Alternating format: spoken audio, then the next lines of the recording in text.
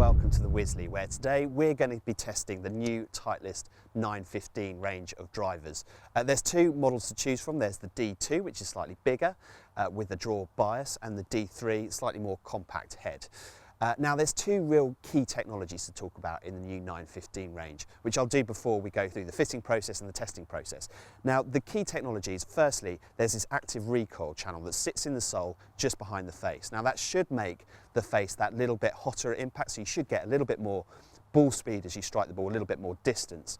But crucially, what this active recoil channel also does is it prevents the ball from rolling too much up the face at impact, essentially meaning the driver is a low spin driver. You should be able to keep spin off it, which Titleist say will help you hit the ball further. Now the other key piece of technology to talk about here is a new face insert that's been put in.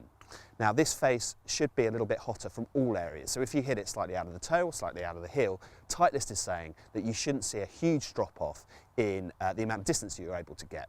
Now obviously it's now our turn to put this to the test, and we've brought here one of the Titleist fitters to go through the process and to see the numbers on TrackMan to see if performance attributes that are in this driver, if they really work. So let's give them a go.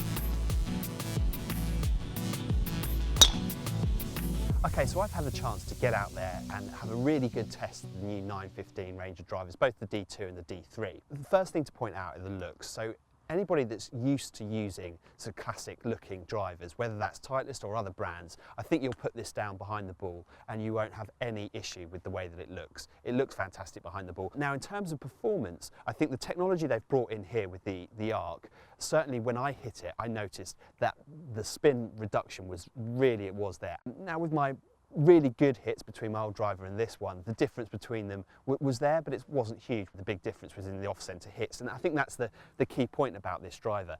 If you are thinking about investing in new technology, you certainly want something that's going to give you a genuine level of forgiveness, and I felt as if that really offered me that in abundance. I went for the D2 head just because I'm used to it. I quite like the idea of the draw bias that comes with the D2 over the more compact shape of the D3. But if you're more used to sort of shop shaping than I am, and if you like that compact look behind the ball, the D3 looks absolutely fantastic as well. So two cracking new drivers from Titleist. The 915 D2 and D3 make up the line and are well worth a test for anybody who's in the market.